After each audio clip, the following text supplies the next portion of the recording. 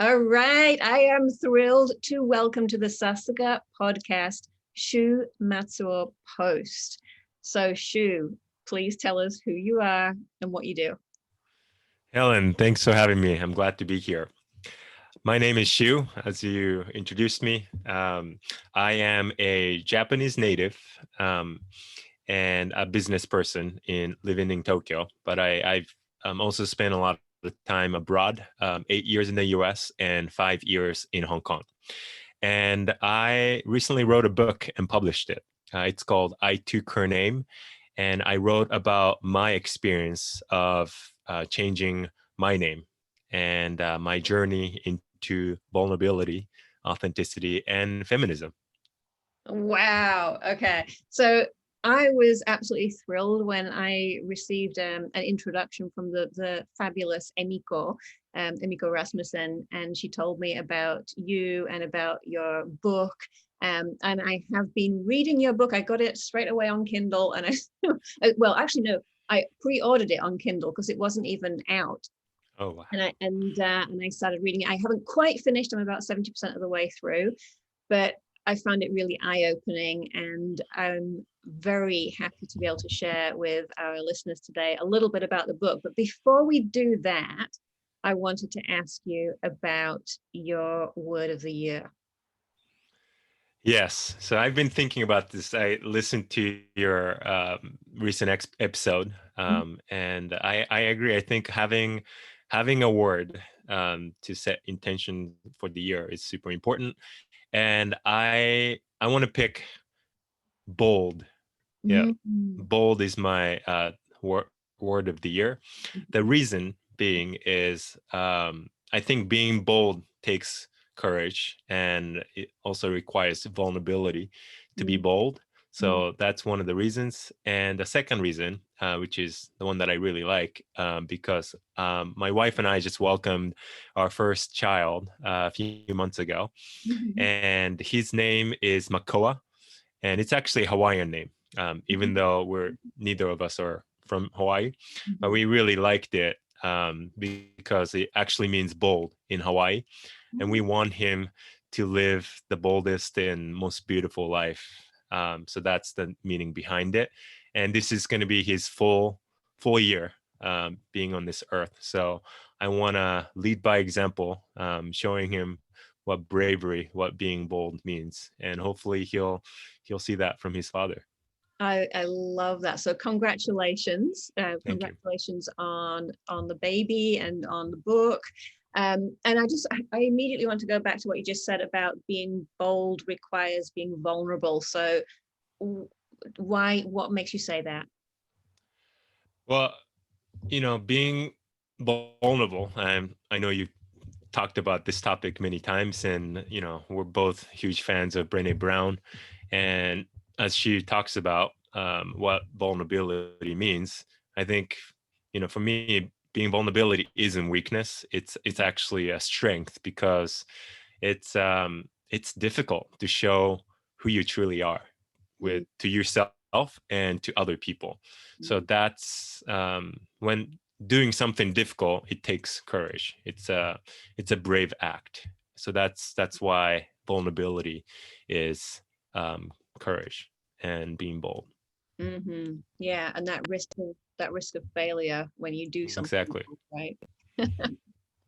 So for those who haven't read your book yet, please tell us a little bit about what's the most important thing that you'd like to convey first of all. I think so I wrote this book for fellow men. So the target audience is men, but it's I think women can also enjoy this. And hopefully, because I've been loving reading it so much. Yeah, and like I said earlier, I wrote about my journey into feminism, and I was someone that I believed in gender equality, but if someone asked me, "Are you a feminist?" I probably would have said, well, hang on, that's too strong of a word. I don't know if I want to associate myself with that strong word, because I didn't know what feminism meant. But I learned through experiences and meeting my wife, I learned that feminism is simply believing in gender equality. So, and when I understood the distinction, I realized why there's a stigma around that word, and why feminism is actually really good for men as well. And to me, believing in gender equality is challenging the gender norms. Mhm. And I think there's it's a big topic around the world. And I think a lot of people in Japan started to talk about being gender free, like freedom and all that. So my book is about living your truth. So having the freedom that you want to have in your life, whatever that might mean. So for me, confronting gender expectations was a big one. So I wrote about my experience going through that. So, and tell us a little bit more about that. So as the most recent example, I'm actually taking paternity leave. I'm not working. I'm taking time off of my full-time work. And people ask me, like, how long are you taking? And I'm actually taking 7 months off. Wow. Because I wanted to be with my child, and and my wife was going to take time off. She's taking a full year off, and I wanted to spend that time with her as much as possible. And statistically, not many men have taken paternity leave, especially in Japan. Yeah. Yeah. In the book, I'm like, oh my goodness, it's not good, right? Yeah. And it's the social pressure, right?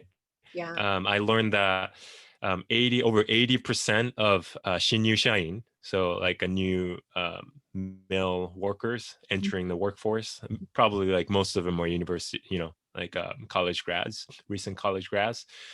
They say they want to take paternity leave when they're asked right before they enter the workforce. Yeah. But only 7% of fathers took it in 2019. So there's a huge gap between the percentage of men who want to take paternity leave and the percentage of men who are actually taking it. And for me, I think it's because of the social pressure, the gender norms, right? Men, after they have family, they should work harder. They should go back to work and provide for their family. They should be the financial providers and all that stuff. And that, it's a great thing. It's not necessarily a bad thing. But if you only expect one gender to perform the act of providing financial security for your family, that can be a burden to a lot of men, I think, and it shows up in the statistics, right? So I wanted to do it. I wanted to take extended paternity leave even before my wife got pregnant, because she and I have been talking about it. I even wrote it in my book about that, the importance of it. When it came to actually taking it, it made me nervous. I'm asking my employer. Luckily, my employer is very understanding, and they approved it right away. I was able to pass off my duty to my successor pretty early on. So the transition was pretty smooth, and I'm very happy that I asked for it early on. So traditionally men weren't thought of taking paternity leave, but I decided to kind of go against it because personally I wanted to take time off and care for my child and also support my wife during this process. And it's been one of the best decisions I've ever made. It's so rewarding, and I'm so glad that I'm doing this. And what would, I mean, because we know the way society is here and the sort of the expectations. So what would you say then to some of these guys, like you just mentioned? There's a very high percentage who want to take paternity leave, and then they don't. So what would you advise them? I would say, if you are serious about it, learn the rules. So contrary to what most people think about Japan's gender gap, so as you're probably aware, Japan is ranked 121st out of 153 countries in the gender index ranking, right? Which is super, super low and pretty depressing as a Japanese national. But when it comes to parental leave, Japan is super generous. It's one of the, I'd say it's one of the best, most generous systems, because both mothers and fathers can take up to 12 months of paid parental leave. Yeah. So technically the government protects you. So it's really about the pressure from your employer or society. So they are technically aren't able to say no to you if you ask for it. But obviously, you gotta, it's a tango, right? You can't just like, go to your employer a month before you want to take off and say like, hey, I want to take 6 months off because I'm expecting a child. I'm like, whoa. Like, what are you going to do with your work? So obviously being in communication with your manager, with your team, like be open about it so that there's a lot of time to pass off. I think that's something that your employer wants to make sure gets done. So as long as that part is taken care of, I'm positive that most employers want to support you to take that time off, because I think the trend is moving that way. The government's very open about promoting paternity leave in Japan as well. So I think the communication, and earlier the better, and the make very clear request of what you want to do.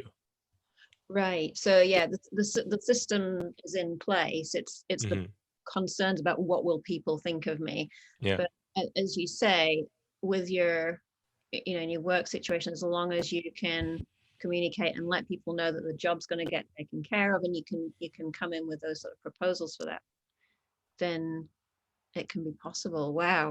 This is great. I hope so. Of our listeners, we have female listeners and male listeners, and for the ladies, share this with your with the men in your life as well. Yes. Spread this message as much as possible. Mm-hmm. You mentioned as well that it was so eye-opening for me. It really was when you mentioned in the book about feminism, because I probably had that view as well. Like you talk about that feminists are the kind of the angry women who don't like men. So I would have not really counted myself as a feminist in the original way I was thinking it. But the way that you describe it and define it in the book, then okay, well, yes, of course I'm a feminist. So it's really about how you define that word, right? Yeah. And I'm sure there are a type of feminists who are more radical, like men, absolutely like men hating and like angry. And there are tons of different kinds of feminists as well. But, if you look at the dictionary, the word feminism means believe in equality between the sexes. So it's very simple, right? And I think it's important to name the issue. Some people have come to me saying like, hey, you believe in racial equality and class equality and like all kinds of equality. Why don't you call yourself an equalist or humanist? Right? Yeah. Yes. Like, I believe in all that.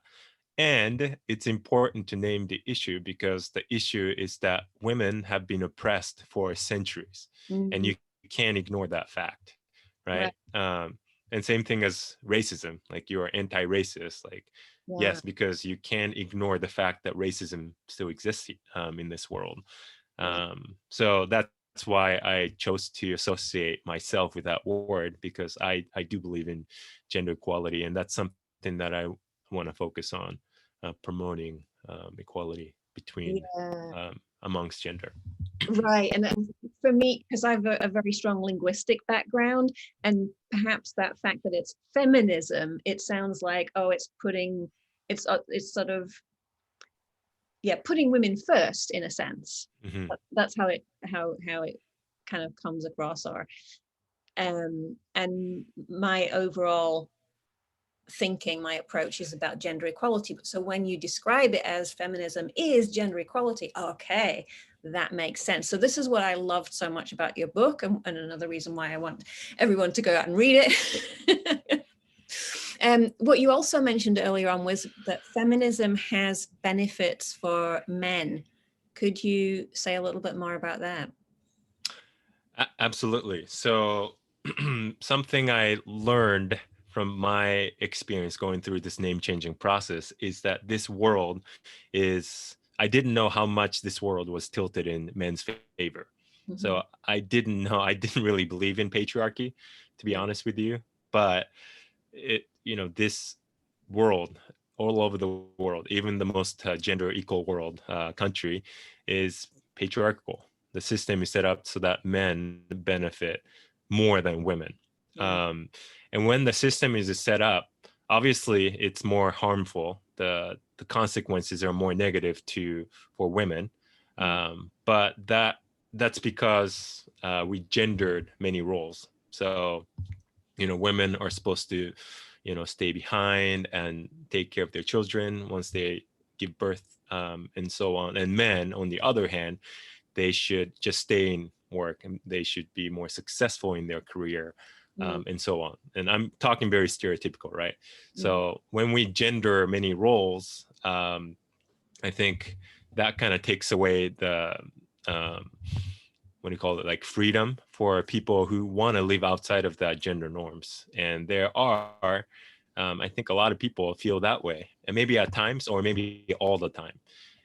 So kind of taking choice away from some people,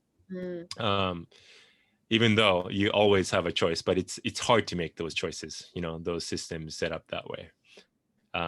So I think patriarchy is harmful for men as well. So when we dismantle patriarchy, which is what feminism is all about, promoting gender equality, right?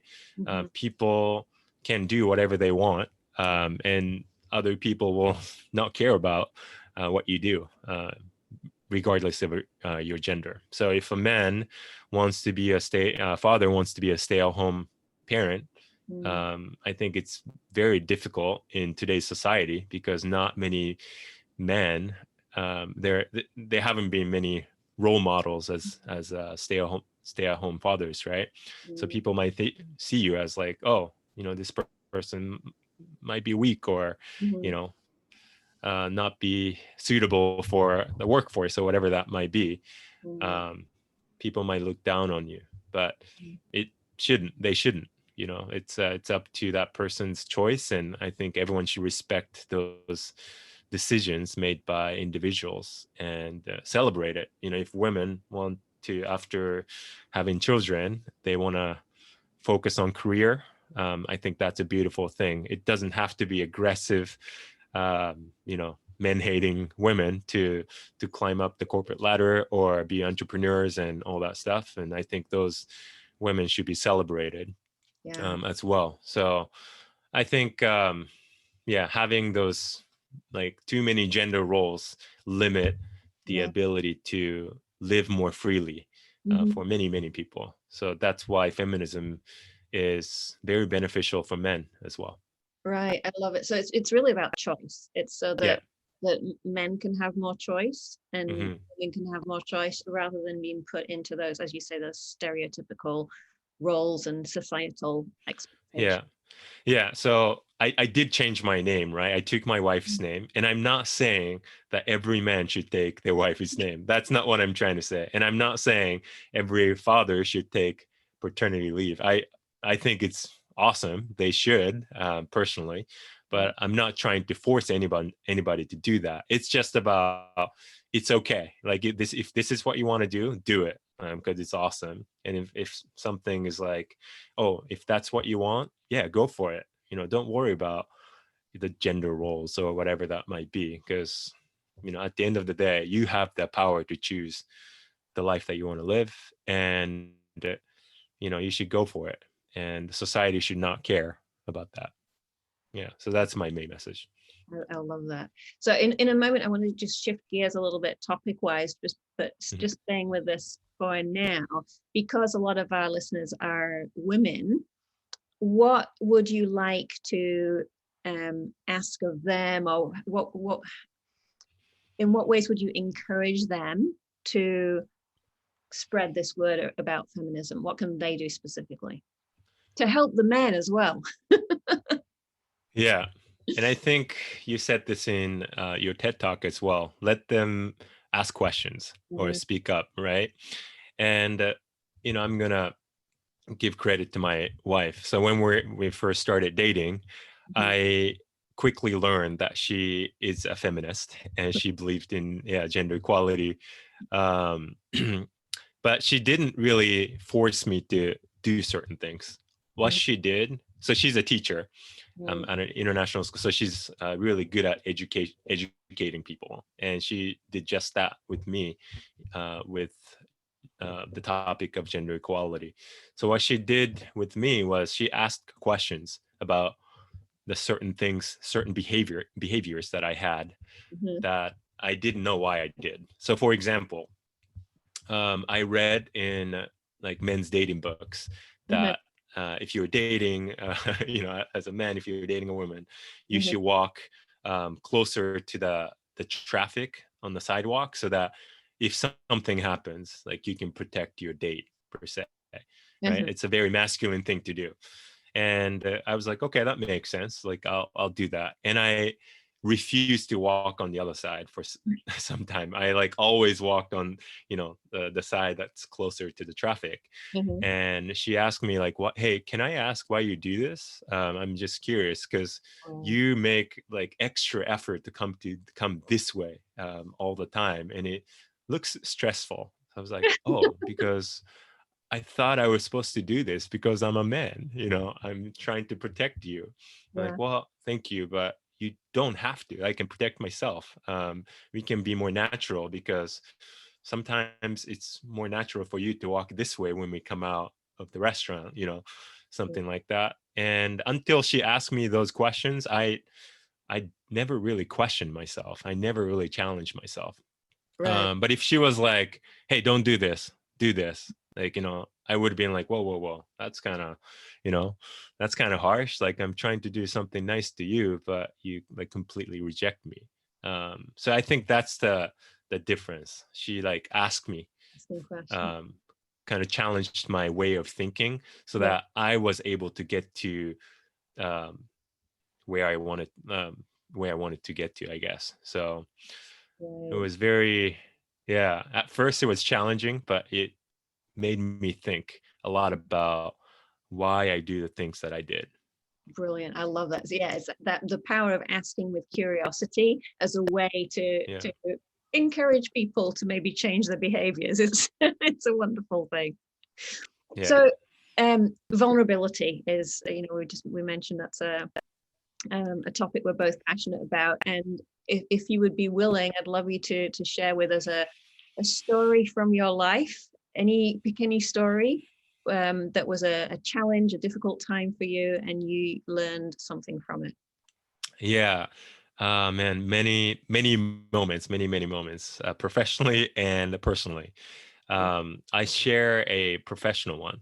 So several years ago, I attended a huge conference that I was invited by the company that I was working for at the time.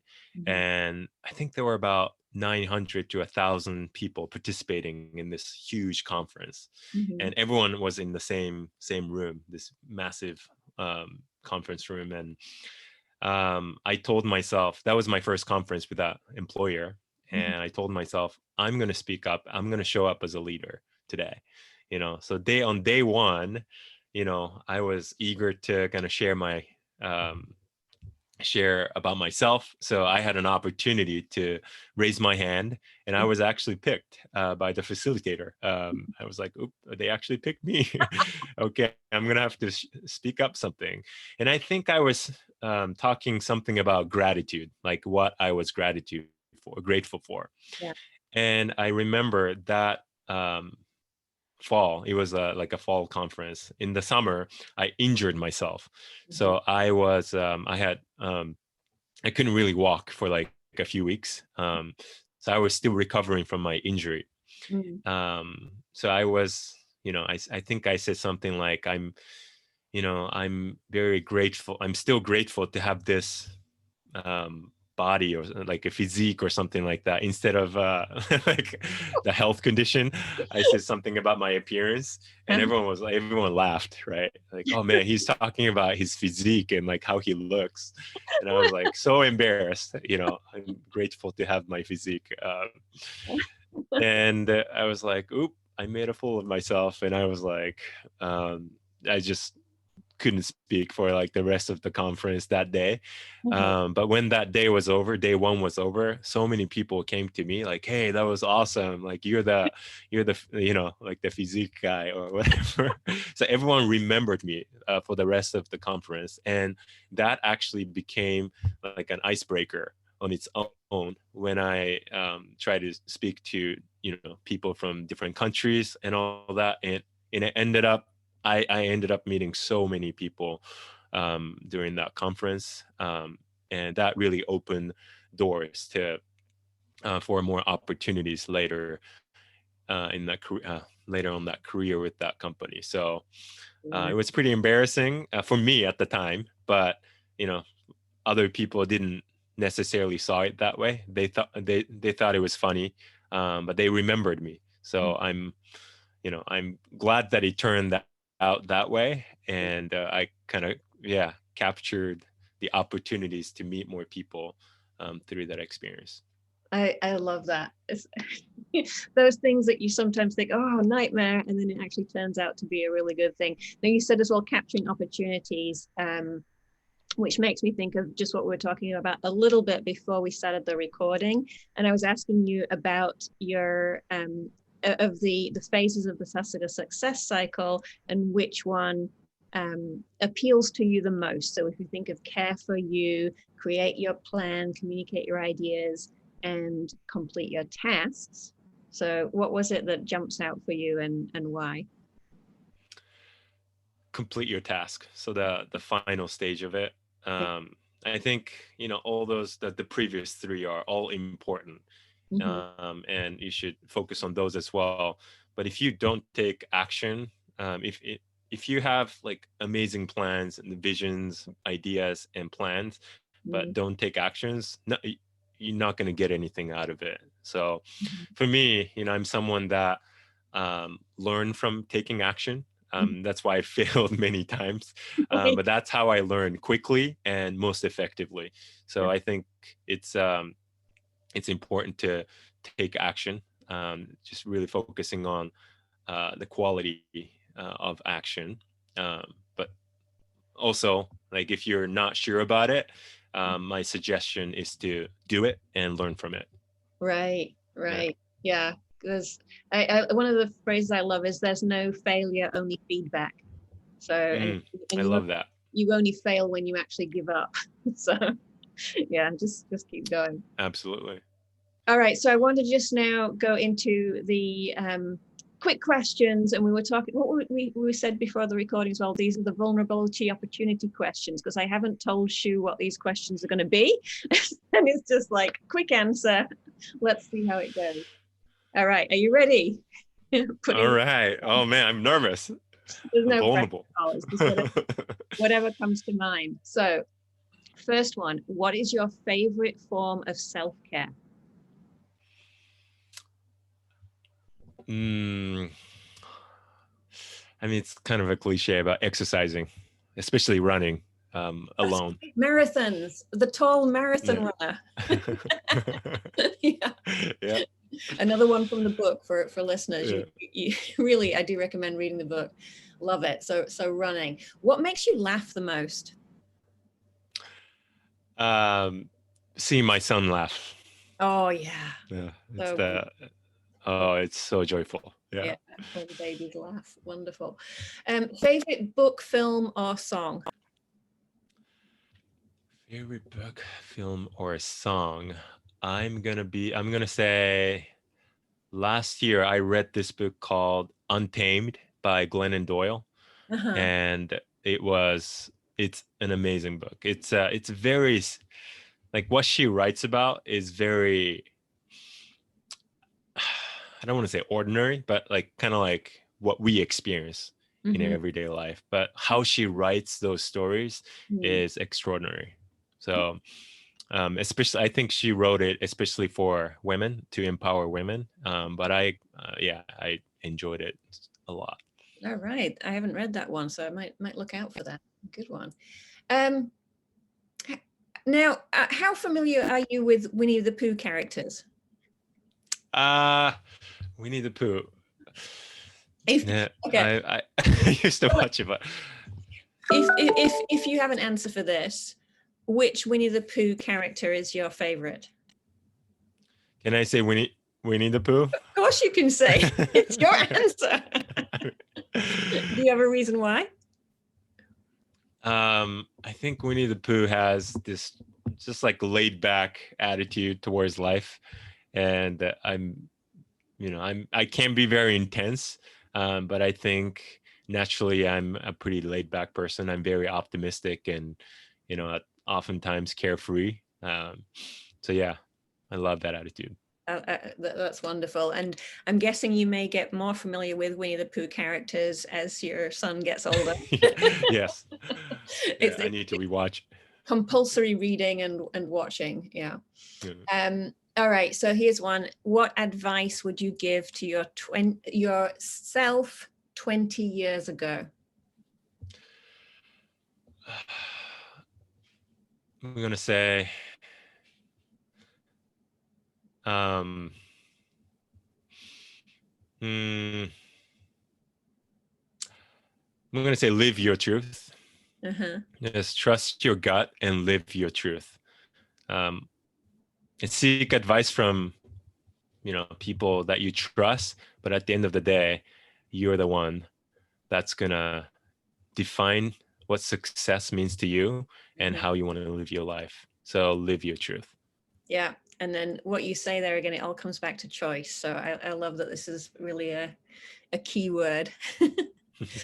So as we come to wrap up this episode, it's been so great chatting with you. What else would you like to share with our listeners today? Well, I think kind of going back to being in choice and living your truth. I think we all have the choice, the power of choice to live and create the life that you want. And oftentimes it's very difficult because of the voices in your head or pressure from your family members, your close friends and colleagues and society and all that. And at the end of the day, we only have one life to live. So just, if you know what you want, just go for it, take action. And I think you're gonna fail, you're gonna learn, and it's gonna be an amazing life. So let's live up the one life that we all have. Brilliant. Yeah. Feel the fear and do it anyway. Yeah. There you go. All right. Thank you, Shu, so much. It's been absolutely wonderful chatting with you today. I'm sure that our listeners have absolutely loved this. And to everybody listening, if you're watching the video version of this as well, we'll be putting the links in the show notes so that you can contact Shu and you can tell him how much you love this. And we'll also put the links to the book as well. I very, very much recommend. It's a wonderful read, an eye-opening, and it's an enjoyable read as well. All right. Thank you so much, Shu. Really appreciate it. Helen, thank you so much. Bye.